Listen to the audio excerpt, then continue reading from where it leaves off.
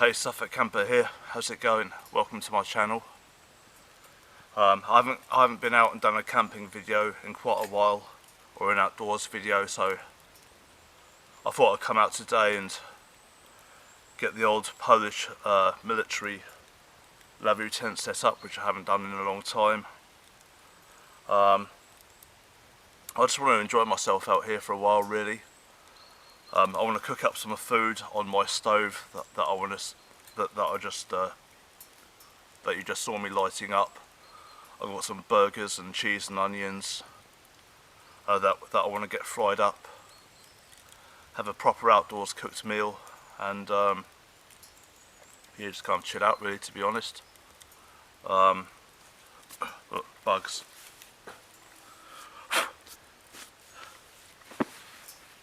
There's a lot of bugs out here today. A lot more than usual. It seems unusually warm for October, actually. So I'm going to enjoy it while it is nice and warm. I'm just going to show you my tent real quick. Hang on a minute.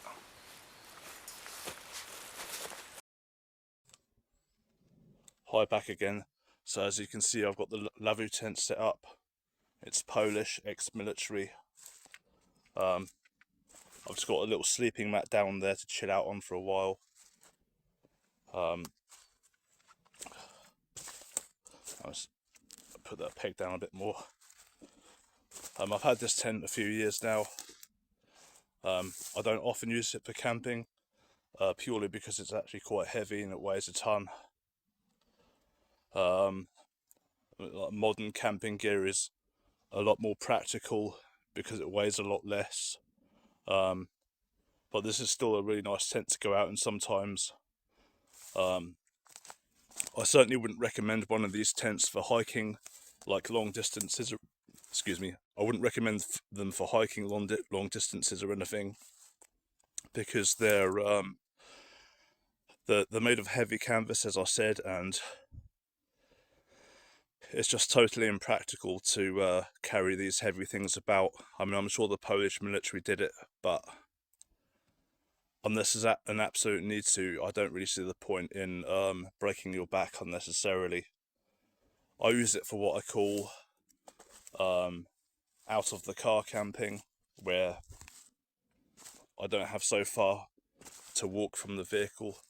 I've got all my food and stuff over there. It looks a mess, but what can you do? That's camping for you. So yeah, I'm going to get my frying pan onto that soon with the burgers. And I'm going to cook some lovely burgers. And I think I'll probably start doing that about now, actually, to be honest, because I'm actually quite hungry. There's actually quite a lot of heat coming from that. So yeah, I think that'll do nicely. I'll show you back here. It looks like a total. It looks like I've been fly sipping, but it's just all my gear. Obviously, I've got my wood, my firewood. I've got my little mini camping saucepan, and I've got some cooking oil and some chopped onions, knife and fork. I've got some buns and some cheese slices. So yeah, it's going to be a nice tasty little snack. I'm just out here in a lovely local woodland. Really nice day, lovely birch trees. Hardly a breeze, as you can see, although it'll probably start to rain now, I've said that.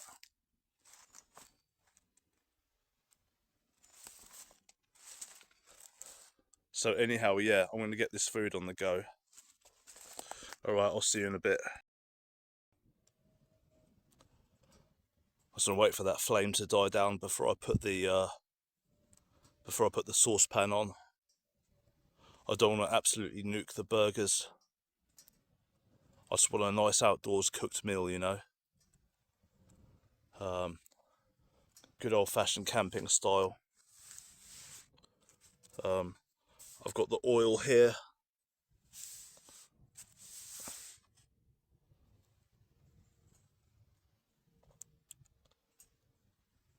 I've put a piece of wood here under the stove as it was a bit uneven on the ground. So that should hopefully level it off a bit so the burgers can cook.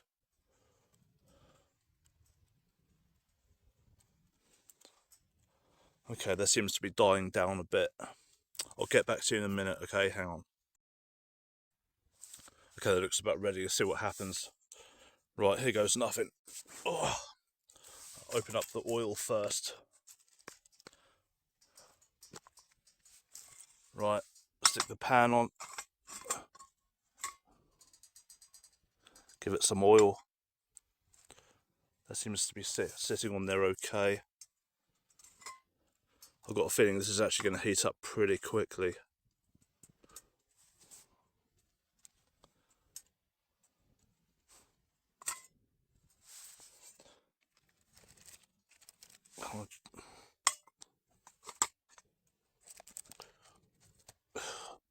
Burger. Just about fit in there. Right. Here goes nothing.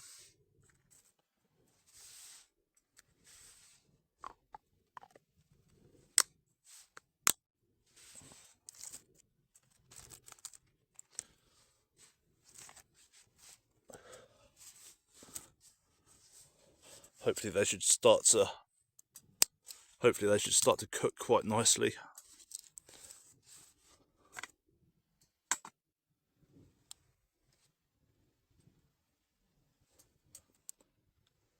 They're definitely going to have that campfire wood flavouring, I guess.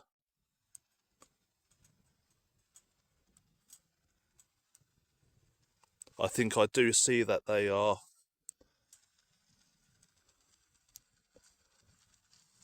Yep, they're starting to sizzle.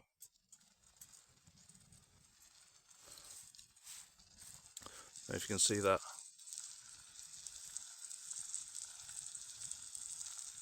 Nice.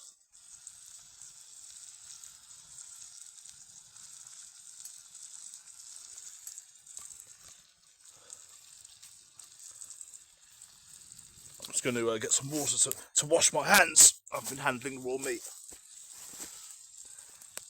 Anyhow, that's looking good right now, so I'm going to be back soon, okay?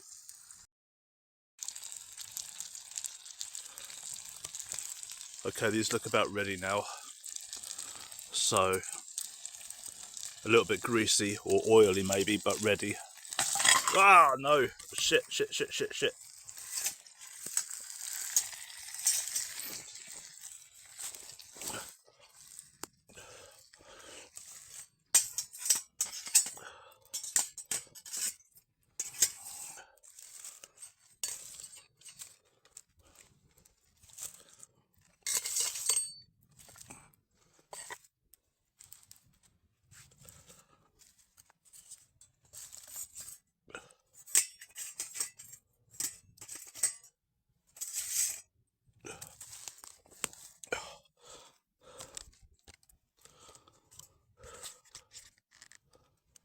Okay, a bit of a mishap there, but I've got it sorted. Oh, shit. Right. Let me just sort this out.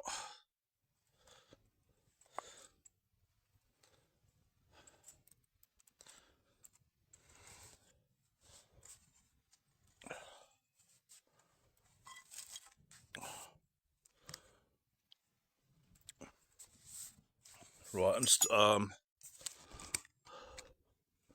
just putting the stuff on the burgers, all the cheese and the onion and stuff. Right, so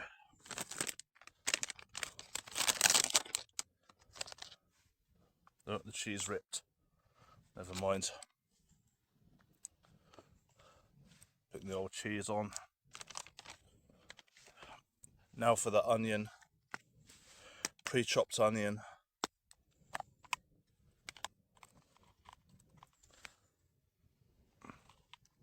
The ketchup and mustard is already on the buns.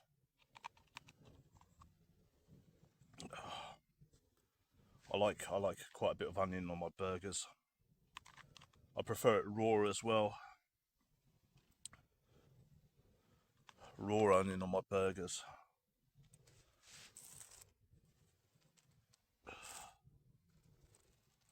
Okay, I think those are done.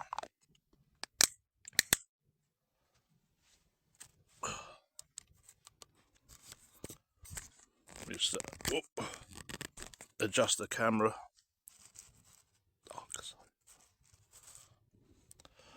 Nice, lovely burger look. Look at that. Yum. Right, I'm now going to sit down and I'm going to eat these. So let me just I'll be back in a second. All right, hang on.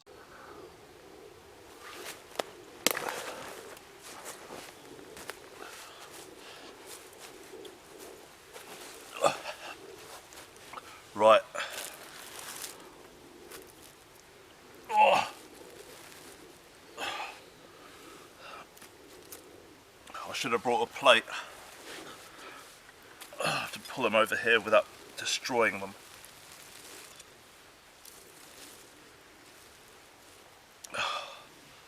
Cheers.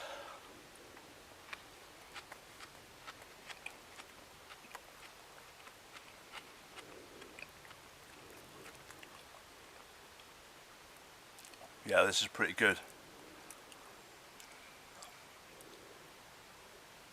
Proper outdoor cooked food.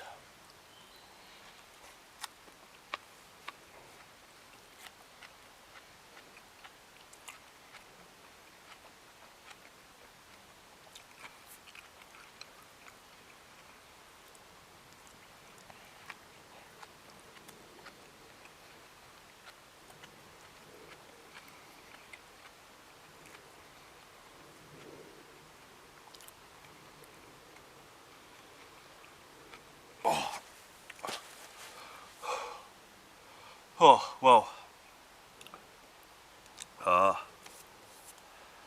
that was some nice food, some nice burgers. I've got 2 burgers left. I might fry them up soon. I'm not sure what I'm going to do with them, but I don't like wasting food, so I'll decide about that in a minute. But yeah, it's nice to have some proper outdoors cooked food on a wood fire, you know. It beats heating up baked beans in the microwave anyway, that's for sure. I think soon I'm going to get a little campfire going and just chill out and yeah, enjoy a nice little fire in the woods in my tent, in my own cozy little zone. If you've watched this far, thank you for watching, I really appreciate it. I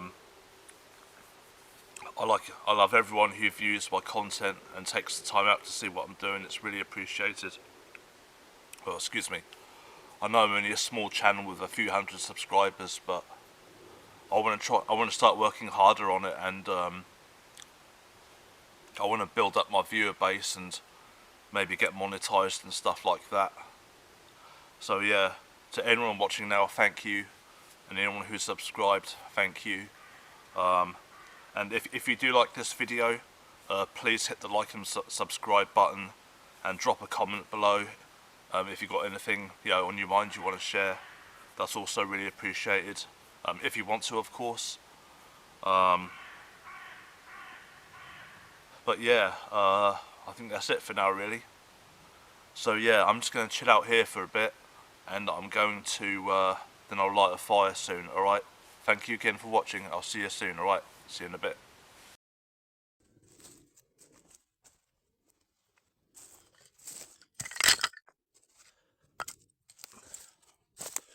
Right, time for a proper little fire.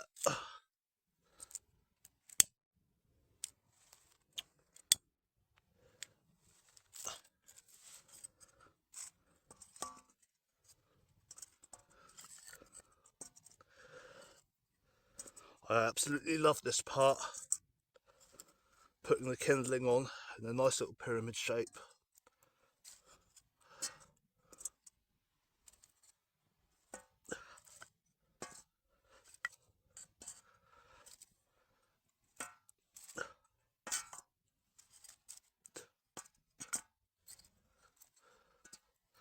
should do now for now.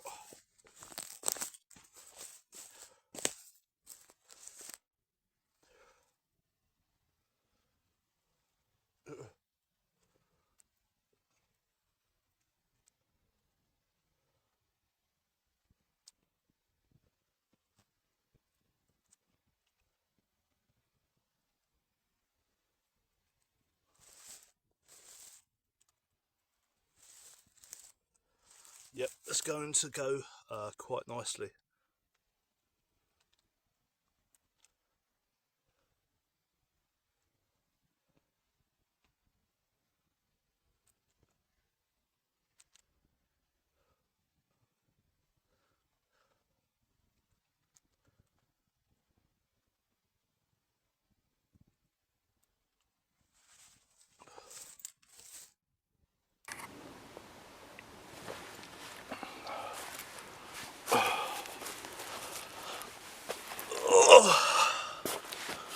Hi, back again.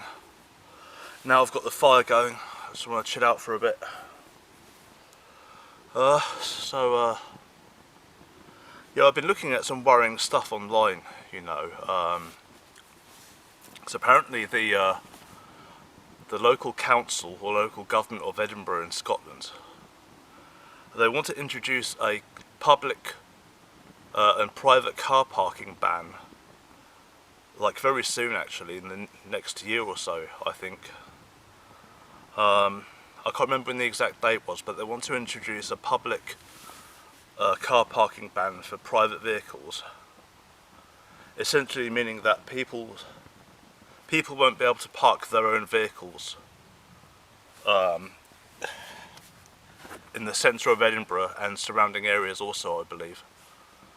And I don't think that they've asked the public opinion on this. I don't think that they've had like a public consultation or referendum. I think they've just up and decided to do this for themselves.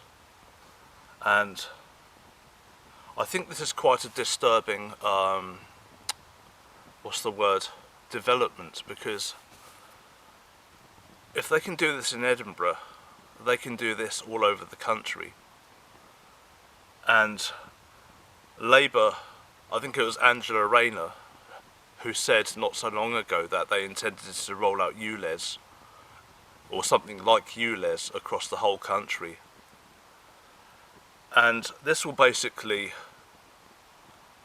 destroy drivers for the most part, you know, especially with the cost of living crisis. You know, most people just can't afford to buy an electric car or a diesel or hybrid car, which means the vast majority of people will be forced out of their vehicles, and they will be forced because they won't get a vote on this. But they won't be like, there'll be a public consultation and you get to decide what happens. And even if there is a public consultation, often with these things they're very poorly advertised, virtually no one knows about them, and they're often done with confusing formats, you know, to confuse like older people and, you know, make people not really sure what to put, so they trip themselves up and stuff like this. And I think responses are often cherry-picked to favour a certain outcome.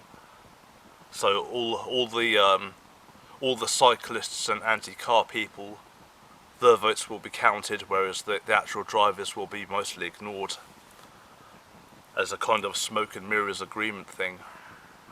And you know, this is very obviously just a war on motorists. This is a war on personal freedom. I mean, see, your car isn't just your car. If you need it to get to work, it's your job, and your job pays your bills. It looks after your family. It helps you care for your wife or your husband or your kids or whatever. You know, your car is your life, and it's not just your job. It's your freedom. It's your mobility. It's your mental well-being, knowing that you know, being able to travel and get out from the town or the city is vital to your well-being. So I mean, it's not just You know, it's not just your car, it's everything about you that makes, a lot of it makes life worth living. And I mean, not even just that, like the ability to go and get your shopping when it's freezing cold and raining. And like the audacity of these people. They say like it will help elderly people and people with disabilities to become fitter and get out more. But I mean, what kind of insult is that? If you're elderly and disabled, and you need your car to get your shopping, your daily shopping, and you can't physically do it otherwise, then how is taking that away from you going to help you? I mean, and these people know this. They're not stupid. And it's very obvious that there is a massive war on motorists and individual liberties, which is passed down by the World Economic Forum in all this net zero garbage. Because the World Economic Forum is pushing all this climate change net zero nonsense, which is then manipulating our government, which is then manipulating our local councils, like what is happening in Edinburgh right now. And I fear that by 2030, because there's something about the date 2030 always with this stuff, by 2030 we're not going to have the freedom we have now. It's unlikely that I'll be able to come out and do these videos. I don't know what I'll be able to do without my vehicle, because our government, not just here in the UK and Scotland, but globally, are compromised by the World Economic Forum. And like Sadiq Khan, Boris Johnson, Rishi Sunak, all of these people, they are all members of the World Economic Forum, and they are all pushing this net zero climate change garbage onto us without asking our opinion. They're spending billions of pounds of our money that we worked for without asking us how we feel about it, while they travel around in private jets, private helicopters, and live lives of luxury on the backs of our taxpayer money, while they lecture us about climate change, and they have zero intention whatsoever of giving up anything themselves for the climate. They are thieves, they are liars, they are hypocrites, and they are mugging us off all the way. They are absolutely mugging us off. And this needs to stop right now. Okay? This is... I apologise if I seem like I'm kind of going off on a rant, but this is a serious threat to our freedom. And, this whole net zero, they are hell-bent on pushing this through. And this Ed Miliband, he's spending billions of pounds of our money to achieve this garbage. They want to take away all our countryside and fill it with wind farms and solar panels and destroy our lovely countryside, and for what?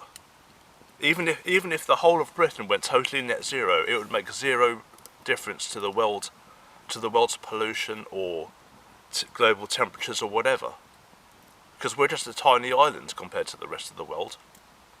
I mean, when you have countries like China, India, even the USA, Pakistan, whatever, pumping out billions of tons of CO2 every year and keeping the coal power stations going, what difference?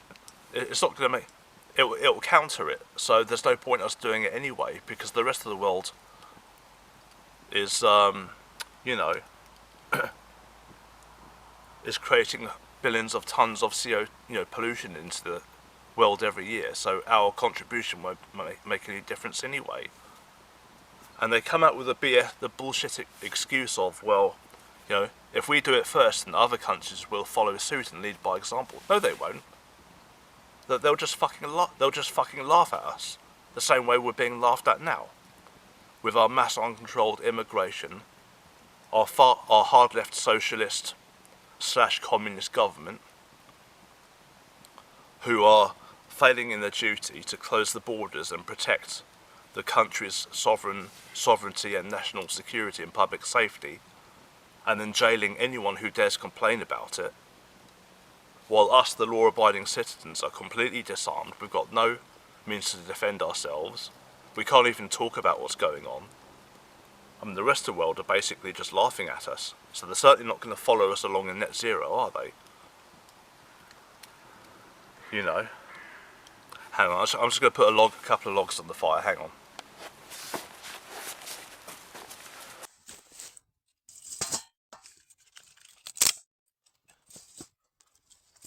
Ow. Right, that should burn quite nicely.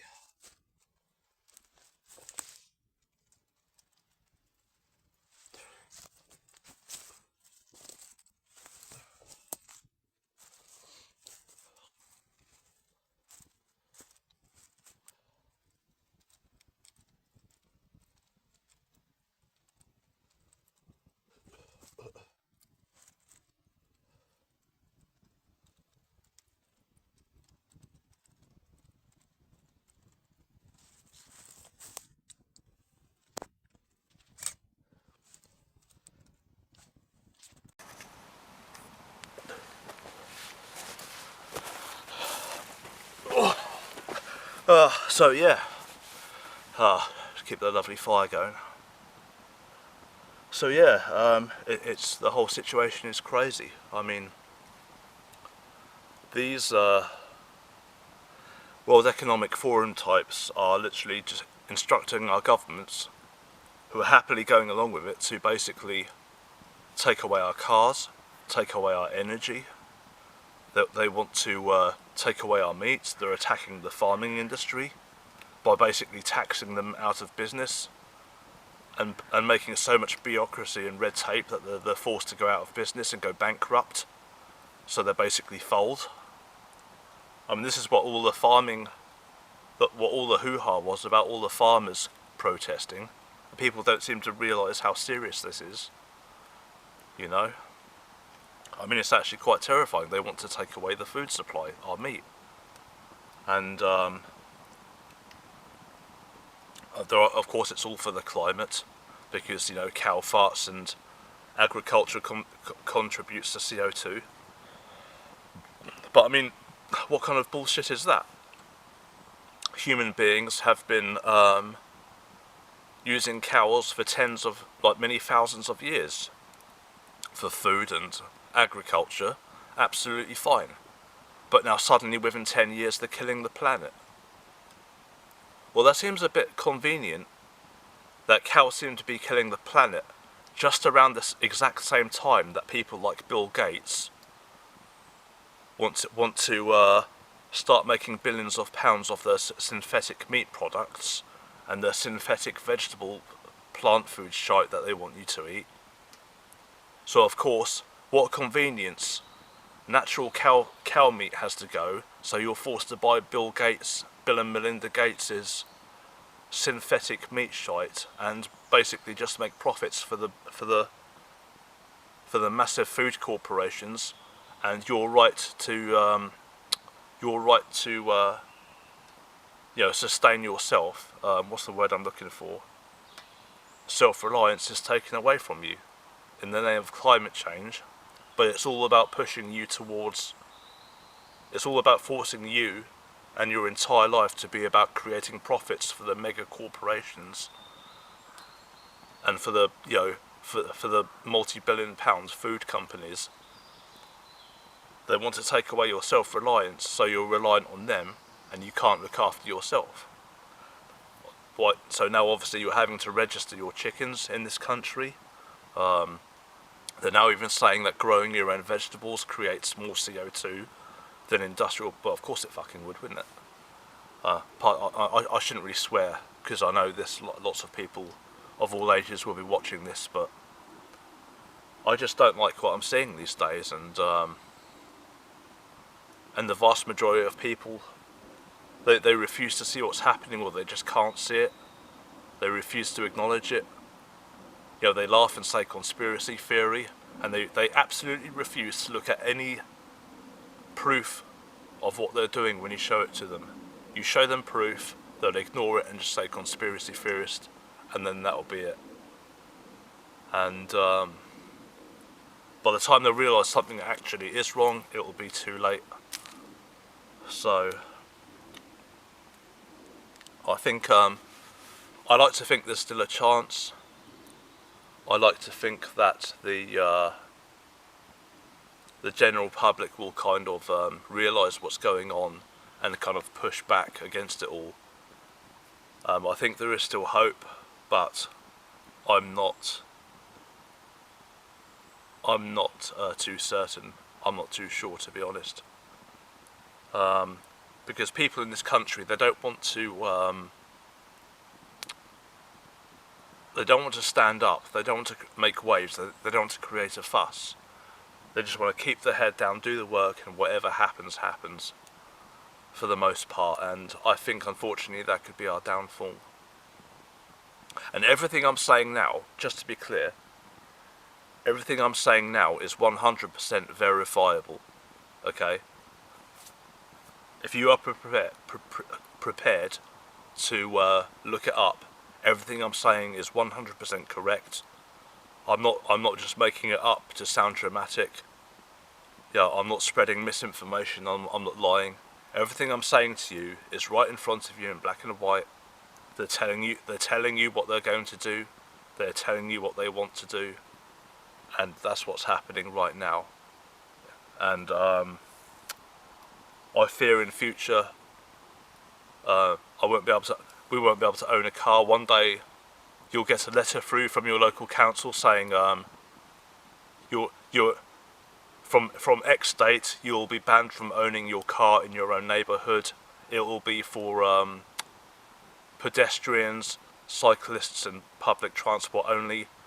And of course the buzzword they use is, what they like to say is to instigate a modal shift towards walking, cycling and wheeling. In other words, they're going to force you out of your car and you're going to walk or ride a bike or maybe take a bus if you're lucky, and you're going to like it. And that's basically what it is. And I also predict that large amounts of the countryside that we know and love, like here for example, it will be turned into wind farms and solar panels, which means the land will be then classed as private land and you won't be allowed on it. You'll only be allowed in your local town or city or wherever you are, in your 15-minute area. Vast areas of the countryside will be out of bounds. It will all be wind turbines. It will be bought up by the mega corporations and globalist billionaires. The countryside will be bought up by them. It will be classed as private land, and stuff like this, what I'm doing now, loving the countryside, will be, sadly, I think it will be a thing of the past. I hope it's not true. I don't want it to be that way. As I said, I think there is still hope, but unless there is a major pushback, we could potentially be in for a dark, basically dystopian future, where we're essentially ruled by globalist technocrat billionaires who want to take everything away from us so they can keep it all for themselves, and so that we stay poor and they stay rich and powerful. And that's what it's always been about, unfortunately. Oh well. All I can say is I'm glad I grew up in the 80s and 90s where things were normal. I'm glad I got to experience the world when it was normal, when we had our freedoms. I've known normality, I've known freedom, you know, because I was born in 79, and so obviously I grew up in the 80s and 90s, and I remember the 90s very well. I remember the 80s also. Lovely, excellent times. Nothing wasn't perfect, of course. No times ever are 100% perfect, but yeah. So yeah, wild times we're living in. But I'll keep coming out, and I'll keep enjoying my freedom and doing this and chatting with you guys for as long as I possibly can. And I hope you can join me, cook some food, have a fire, chill out in a nice cozy little tent. Just have a good time, you know, while we can. But if you have any plans of, like, you want to go abroad or you want to go camping or hiking, any plans that you have like that, or any dreams that you have, I would make an effort to do it much sooner, like now, as soon as you can, rather than later, because I feel like the window of opportunity is closing, and I think our freedoms are slowly being closed in until there'll be nothing. So if you have any plans, I would advise that you do them now, so at least you can say you've done, like, you've gone to, I don't know, you've gone to, like, I don't know, the Canary Islands, or wherever you want to go. If you've got any travel plans or dreams, try and do it while you can, you know, because you never know what the future holds. I think I feel a drop of rain.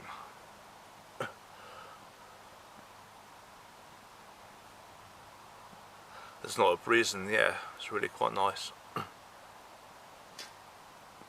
Well, anyhow, I think that's going to be it for now, so I'm going to sit here and for a I think a bug or something. I think a bug or something went down my shirt. Oh, maybe jump. Yeah, so anyhow, I'm going to sit here and chill out for a bit and just enjoy my surroundings, and I'll catch you soon, alright? See you in a while.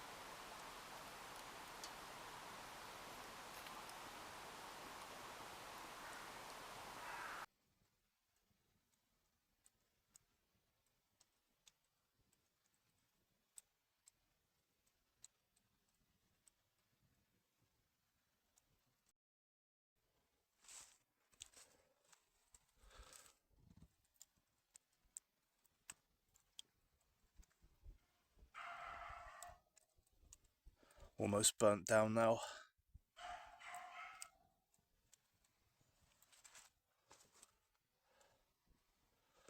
Someone's got a dog out there somewhere.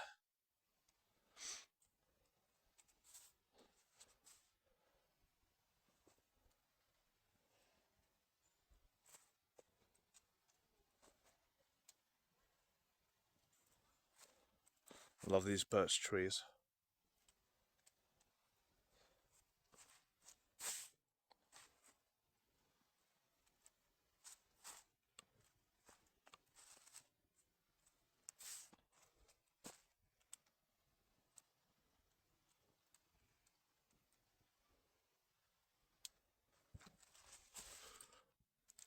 Lots of nice heat coming off that. Those logs burn really well.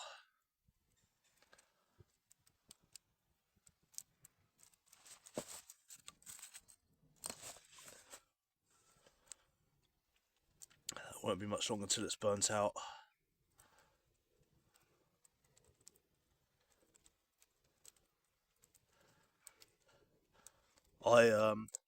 For those of you who haven't seen my videos before, as you can see, I'm using a metal food strainer as a makeshift fire pit. It's a really excellent idea.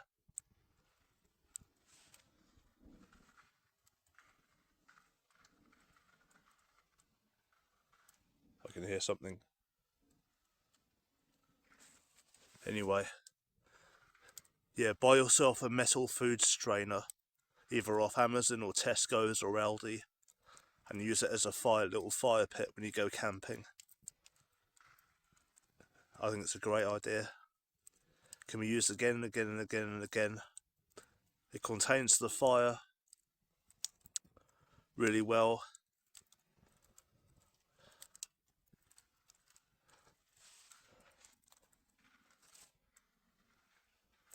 I can hear something going on out there.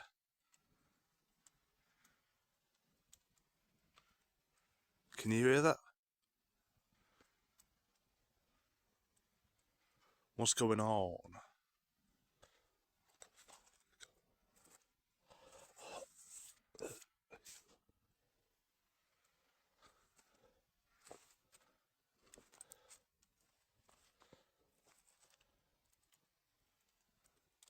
Oh, it's been a really nice day out so far.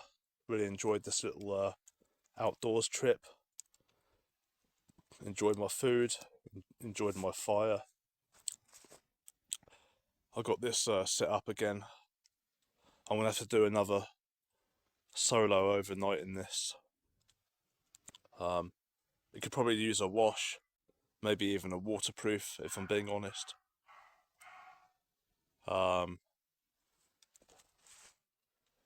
But yeah, I've camped out in a few times. I think, yeah, I'm definitely going to do another solo camp in this. But tonight isn't going to be an all-nighter. Today is just a nice day out, or a nice afternoon out.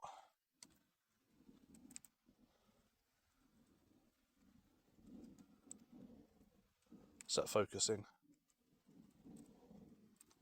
Anyhow, I'm gonna wait for this fire to burn out, and I'll be back soon. All right, see you soon. Hey, me again. Okay, so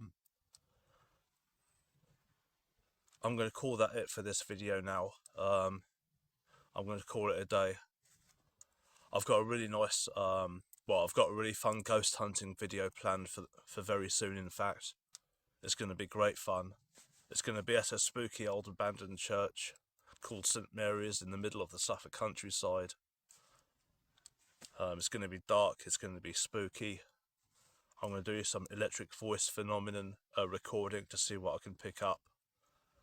I'm going to have some food like I've done now, maybe even a little fire if the place will allow it, or cook some food on my cooking stove, at least like I've done here.